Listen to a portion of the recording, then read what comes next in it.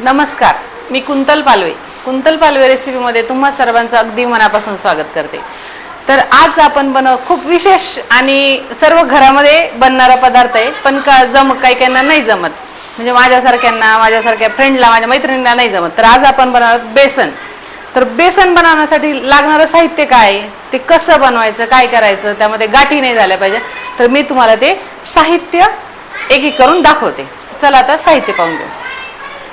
तर इथे मी घेतले जिरे, मोहरी, मीठ, हळद, यामध्ये कोथिंबीर आणि कढीपत्ता, हिरवी मिरची, लसूण, बेसन, तेल, पाणी।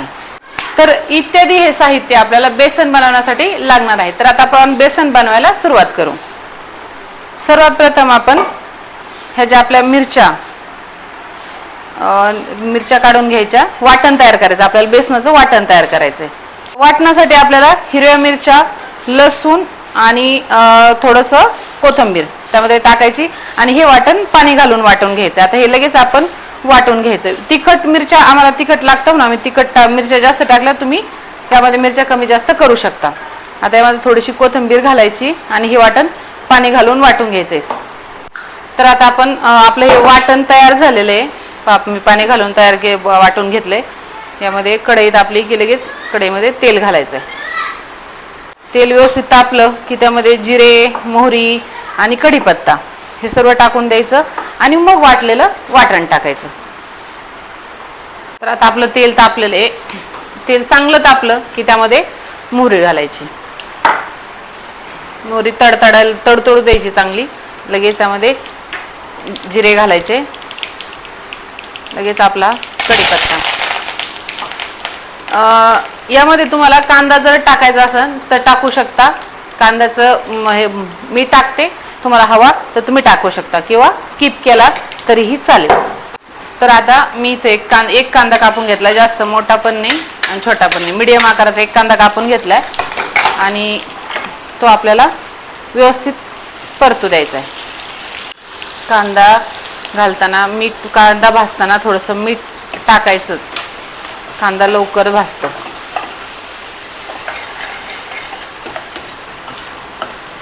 आणि कांदा परतत आला की लगेच आपण त्यामध्ये आपलं हे जे वाटण आहे ते वाटण घालून घ्यायचंय। तोपर्यंत आपण कोथिंबीर कापून घेऊ।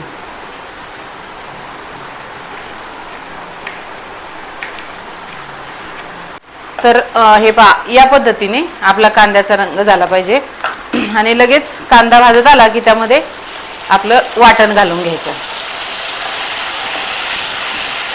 आणि वाटण घालतानाच त्यामध्ये लगेच मीठ, पण चवीनुसार मीठ आणि आपली जी हळद कधी तेलातच टाकायची, त्यामुळे हळदीचा कलर चांगला येतो।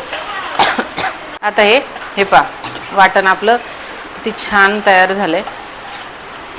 बेसन शक्यतो बऱ्याच लोकांना आवडत नाही असं म्हणतात, पण या पद्धतीने जर बेसन केलं ना, इतकं छान होतं ना, एकदम टेस्टी। ज्याला आवडत नाही ते पण आवर्जून खातं। हे पहा, याला तेल सुटलं की यामध्ये पाणी घालायचंय। पाणी आपल्याला हवं तेवढं, जेवढं बनवायचं तेवढं टाकायचं। पण इथे 1 ग्लास पाणी, 1 ते 1.5 ग्लास पाणी घातलेलं आहे आणि याला उकळी येऊ द्यायची। त्याला चांगली उकळी आली की मग आपल्याला हे बेसन हटायचं आहे, तोपर्यंत म्हणजे मिक्स करून घ्या, तोपर्यंत आपण याला झाकण ठेवायचं। तर या पद्धतीने आपल्या पिठल्याच्या उकळी फुटलेली आहे। तर आता आपण याचा गॅसचं फ्लेम थोडीशी लो करायची, म्हणजे गॅस कमी करायचा आणि अशा पद्धतीने हे हत्यार खूप छान काम करतं। या पद्धतीने असं हटवून घ्यायचं, एकदम छान असं झणझणीत पिठलं। कोणी याला झुणका पण म्हणतात, आमच्याकडे याला पिठलंच म्हणतात। भाजीला काही नसलं की लगेच पिठलं, काय करायचं, पिठलं करा, भाजीला काही नाही पिठलं करा। तर अशा पद्धतीने पिठलं केलं तर एकदम सगळे आवडीने खातील। मिक्स करायचं व्यवस्थित आणि 10 मिनिटं कमी गॅसवर याला झाकून ठेवायचं, म्हणजे हे जे बेसन आहे आपलं ते शिजून निघेल। तर याला आता आपण झाकण ठेवू,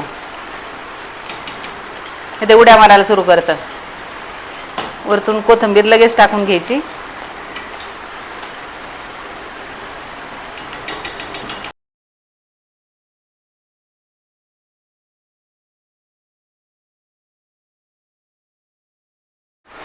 तर या पद्धतीने आपलं गरमागरम पिठलं किंवा बेसन दोन्ही पण तयार झालेले आहे. दोन्ही एकच आयटम आहे. तुम्ही पण असं पिठलं करायचं असेल तर अशा पद्धतीने पिठलं करून पहा. खूप छान टेस्टी होतं. भाजीला नसलं की पिठलं.